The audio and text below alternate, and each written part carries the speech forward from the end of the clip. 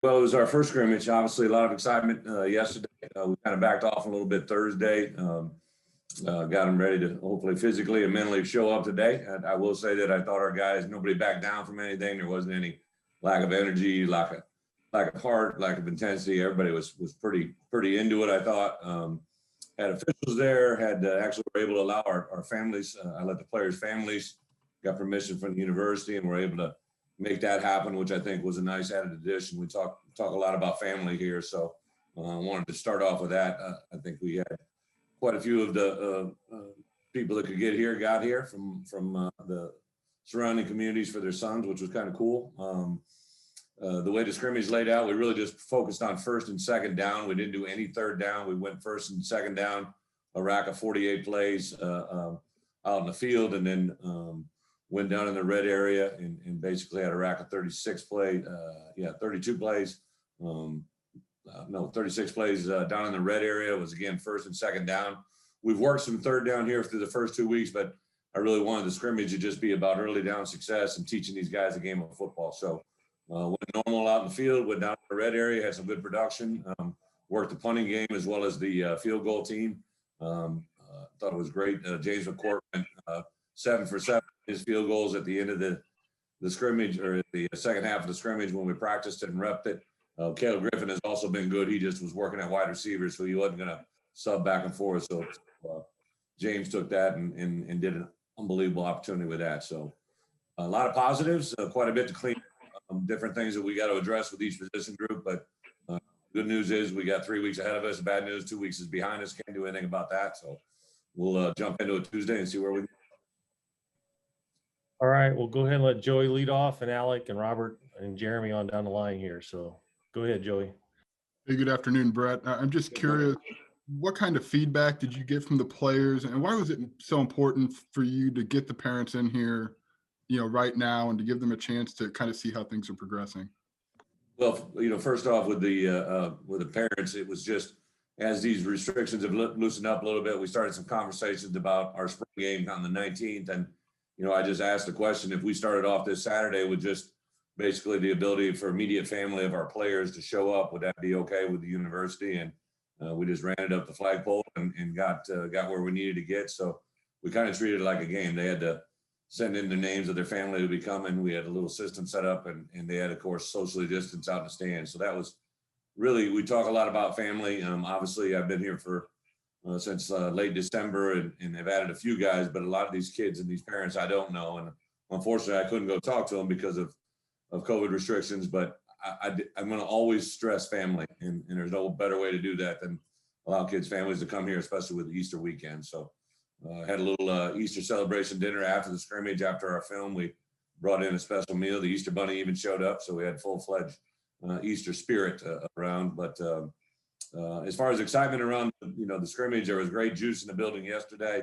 I knew there was going to be great juice out there today. I thought our guys really, competed. I think defense always probably has a little bit of an advantage early on. Just, they get to line up, strike, and hit. We did play tackle football, but it was all high tackles and no low blocks. So the advantage would be in the defensive hand, and I thought they showed up with that way. But offense did some good things. Certain guys showed up, so a lot of positives. And it looked like Marquez Beeson was working out with wide receivers. Is this a position switch that you at all? Do you expect it to change? And if so, why was this the right move? Yeah, so Beast, obviously been playing corner.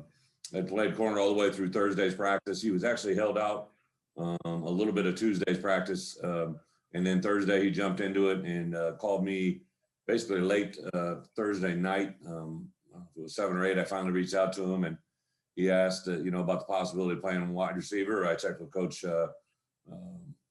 really with the defensive coaches, with Coach Walters and Coach Henry, and they said that if he wanted to try wide out, that was fine by them, and reached out to Coach Peterson and Gio as well, and Coach McDonald, and there was no objection to it. So we put him in the offensive meetings on Friday morning. I know Gio met with him a little bit last night, a little bit before the meetings today. He was a little bit limited when he was out there. George was out there kind of telling him exactly what to do, but put him in a wide receiver number 81, and see what he could do. Through the first day, wasn't anything either way. I think obviously he's a very talented athlete. He's got a lot of skills, and wherever he can help us win, we'll eventually hopefully get him there. And just to be clear, do you expect this to be a permanent move? Don't know. Moved him yesterday and let him play today. My guess is if he has success, he'll want to stay there. My guess if he has failure, he'll probably want to go back. But we'll let him figure that part out. I've never really mandated guys move. I've asked a lot of players in the past to move positions if they were hesitant. I didn't ever make a move. There's other times where I've asked guys to move. They've been hesitant, and they more than not have had great success. And if they don't, usually a good player that has pride, he figures out what he can do best, and that usually ends up being the same thing we usually want together. Thank you, Bret. Yep. Hey, Coach, kind of following off of Joey's questions there. You've moved a couple guys, or I guess I shouldn't say you've moved. The players have moved different positions. Preston Angle is just one, and you've moved a quarterback to tight end as well. How much of spring ball is just kind of learning more about these players and the positions that you guys think they might naturally fit in best in what you're trying to do scheme-wise? It's a great question, Alec. Really. So, I think the first guy was Beetham, right? We moved him from a quarterback to tight end, and he was eager as heck to do it. I think he realized that that's probably a better chance for him to see the field. Still got a long way to go physically, but I think he's been excited about the move.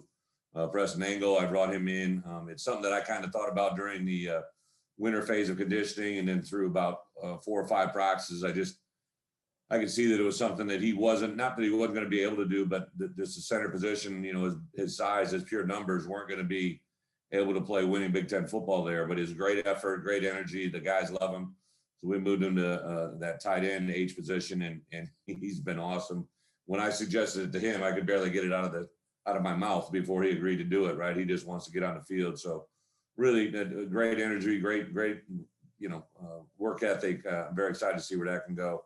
And then I really think that's been about it. But there'll be more to come. I got a couple in the back of my mind. I wanted to get through 2 weeks. Anybody that moved right now was really on their turn, not their terms, but their guidance, or it's one that I knew that they would probably be very receptive to do. I think all the time, the actions that I have today, and even after the scrimmage today, I showed the players film from a game in 2014 that I was involved in that I wanted to drive home a point, because part of past history is usually about what tomorrow's future is. And I remember specifically asking a young man by the name of Chris Maragos to move from wide receiver to safety for me at the University of Wisconsin, and he really didn't want to do it. I asked him to do it in bowl game preparation. He did it. Later became a all Big Ten safety and played in the NFL and won a Super Bowl and was a special teams captain. Played in the league, I believe, almost 10 years. And I always give him a hard time that, I like to see a cut of that check I helped him get, because if he would have stayed a wideout, he never would have made it. And the flip side, there's so many guys. Jared Abadaris, when I asked him to move from quarterback to wide receiver, went on to play in the NFL. So I know those stories are coming here at the University of Illinois. They just have to evolve in front of us. And then a follow-up again on Marquez. He is such a great athlete, like you said. Is something like playing both ways something that you'd be open to him doing, or no, with his injury history and what you're trying to do? Is that a possibility for a player like him? Well, never say never. I need him to play one way first. Usually two-way players are guys that have great athleticism and shown that they've been able to do it, and they go to the other side and can help out there. I think a lot of Marquez, we talk about him being, if he's injury prone, a lot of that has to be about how he builds his body, right? I mean, we gotta eat right, sleep right, act right, walk right, think right, and train right, and then recover the right way as well before we can become a consistent player. So a lot of Marquez's things will be how well he attacks the things on the football field, but also how he trains his body away from the field. And I've had conversations with him about that. And if he wants to get serious about it, then we'll get serious about him. So I think there's a lot of good things in the future. There's two-way players. One of the best ones I've ever been around, Terrence Newman, who was the Thorpe winner at Kansas State as a DB. I was a young coach. I was a co-coordinator. And I watched him evolve in my first year there. In my second year, he was playing so well on defense, we suggested to Coach Snyder that he plays offense, and he went on to help us win a lot of games, double dipping. So I do know it's something that we can use, but it's a very special player that can do that. We can talk about it a lot, but you got to be a special player to do it at a winning level. Thanks, Coach. Enjoy your Easter. Thank you. Coach, I'm curious about quarterbacks. Obviously, first live scrimmage. Everybody wants to know about the quarterbacks. Can you handicap your quarterback race after today's scrimmage? A lot of good and bad. I think the thing that we all know is the quarterback is the one guy that's going to touch the ball in every play. And if that's going to be the case, they got to be able to protect the ball. So I think quarterbacks in general, whether it be the guy that started the first play of the scrimmage or the guy that ended the last play, they all have to be able to handle the ball efficiently and give us confidence as coaches that can happen. I think part of this process, learning a new offense for all of these guys, is understanding the nuances of playing good football, especially at the quarterback position. So how you receive a snap, how you hand off a ball to a running back or to a wide receiver, or whether it's a drop back pass or a play action pass or a bootleg. I will say this: there was a lot of positives from BP to Isaiah. Taylor did some good things. Deuce did some good things. I don't think there's any doubt in my mind that these guys are all excited about it, but we just got to continue to move forward, correct yesterday's mistakes, and move forward on Tuesday. A couple of the cues, it's a little bit like watching Groundhog Day, right? It's the same stuff every day. And eventually we're going to move on to a different show, right? So we got to have better results, and we can't have the same repeated mistakes. And with something like quarterback, coaches have different ways they do it. Some coaches like to name a starter coming out of spring for summer conditioning and everything else, that somebody knows what spot they're in. Someone will wait till the fall. How do you anticipate doing that with depth chart and things like that? Robert, I appreciate the question. I wish I could give you the correct answer, but I just don't know what it is right now. So for that reason, we don't know. I've been involved in seasons where Russell Wilson was going to be the starter, and I could have told you and everybody else after the first practice that was going to be the deal. But at other points, I didn't know, right? My first Rose Bowl season, my first Big Ten championship season was really down to about 3 guys going into fall camp, and we didn't name a starter till the week of the first game, and it worked out very well for us. So I've done a little bit of everything. I'm not in any hurry. I think the name of the game for us right now, really a quarterback in every other position, is just to get better every day. Guys are going to begin to rise to the top, and when that happens, then they'll be duly rewarded. But right now, everybody's in a position battle. Thanks, Coach. Thank you. Hey, Brad, hope you're well. Just defensively, you said usually the defense is in front of the offense. Just how are they adapting to your guys' scheme, and what have you seen from them through 5 practices? Jeremy, they first off, they're playing physical. I like that. I think they're playing with their hands. We're asking them to do certain things defensively that probably goes against what maybe they have been conditioned to in the past. The way we play blocks, the way we play with our hands, the way we're able to do things in the run game.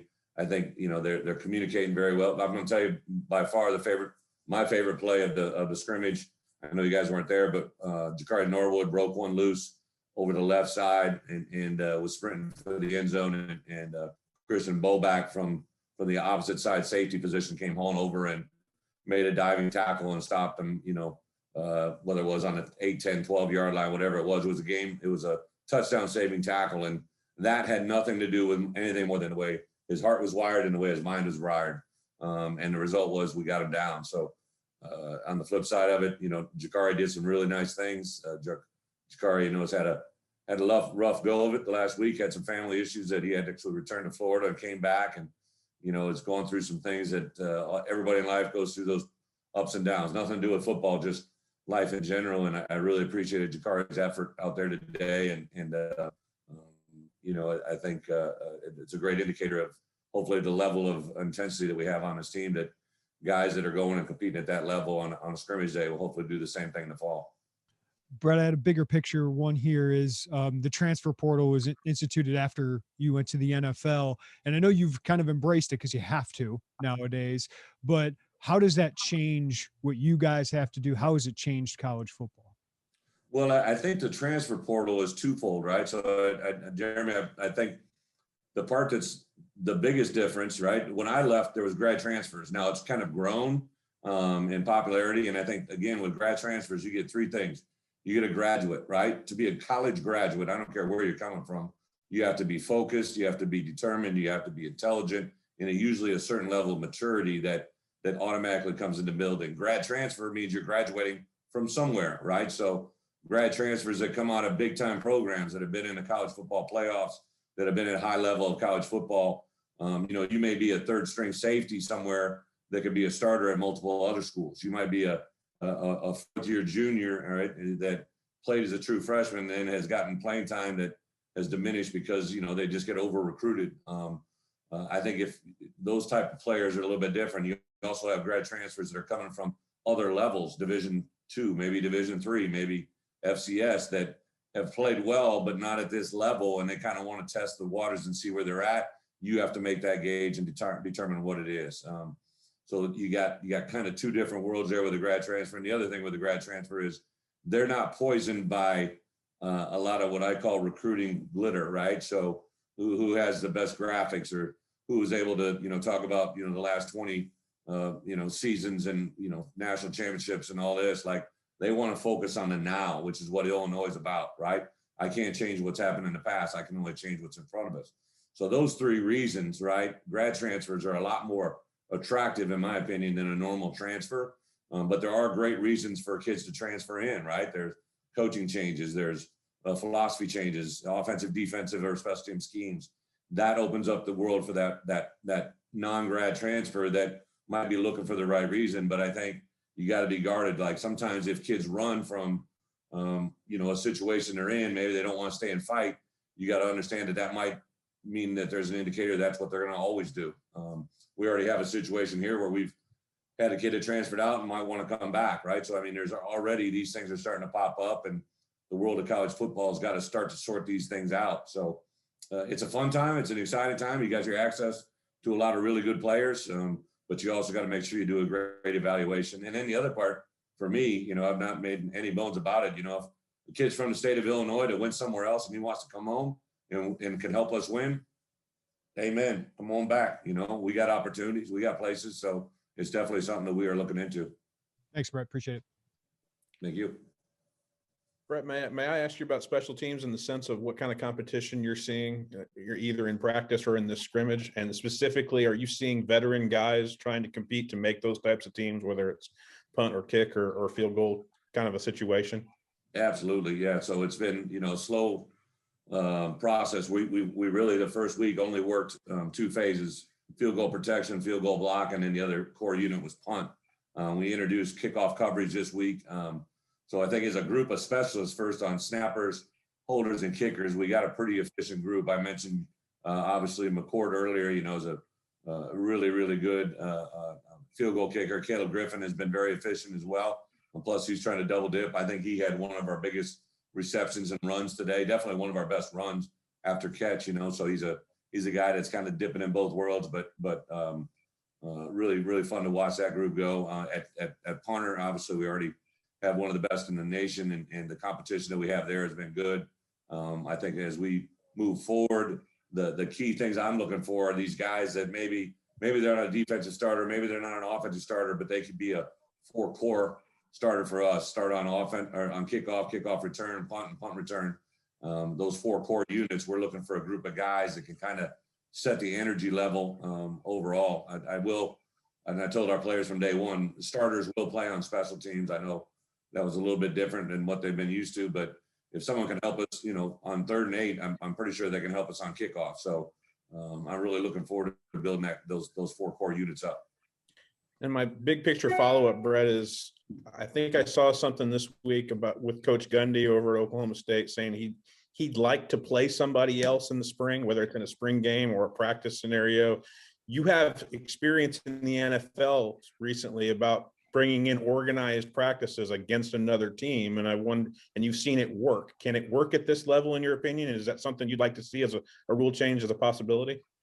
Yeah, in my previous life as a college coach, I was on the rules committee, and it was actually one of the very things I brought up was like, if you could, I don't know, usually ADs get nervous about 3 things, right? They get nervous about, just the parameters of logistics of moving people, the cost of that, and then obviously the effects of the student body, right? So I think if we could stay locally, like for us to compete against, I don't know if it would be Northwestern or, maybe somebody out of conference that you're not competing with in the fall, I think that would excite a lot of coaches. One time only, a controlled scrimmage even. Maybe it's not a full-fledged game, but maybe it's something like what we did today. Just the coaches mutually agree to participate just to go against a different body, a different team, invite a little bit of competitive nature. I think we're a long ways away from that in college football, but I think it would gather a lot of support. Thanks, Brett. I appreciate it. Yep. Coach, I got a couple scheduling questions. Yeah. I don't have any control, but you opened against a conference team. Do you like that idea? Is that a little different than maybe non-com that you normally would play? You mean like in the spring right now? No. In the fall, you opened against a conference team. Oh, Does that good with you? You care about that? Tell me your thoughts on that. yeah. I'm actually very excited. I think that's one element that has changed since I left the league last, and then was in the SEC. That there was a huge difference or contrast there in scheduling philosophy, and I think the part that jumped out to me when I came back here was to move some of these quote unquote interleague games, and in this case, obviously a divisional game against Northwestern at the beginning of the year. I think it's good for college football. I think it's good for the Big Ten. Allows them to come to the forefront on some marquee matchup games. So I think this is a really good move by the conference.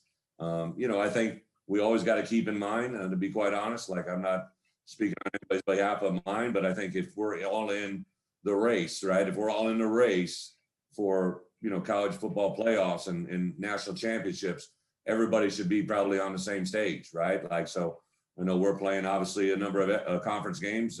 Every conference is a little bit different. And I don't know if that is, the level that everybody would want to be at. I think, obviously conferences have the decision to make that up, but I think if we're all competing on the same level for the same thing, we should all be playing by the same kind of rules or the same type of schedule. So let the other people figure that part out, but I do think that's something to be just.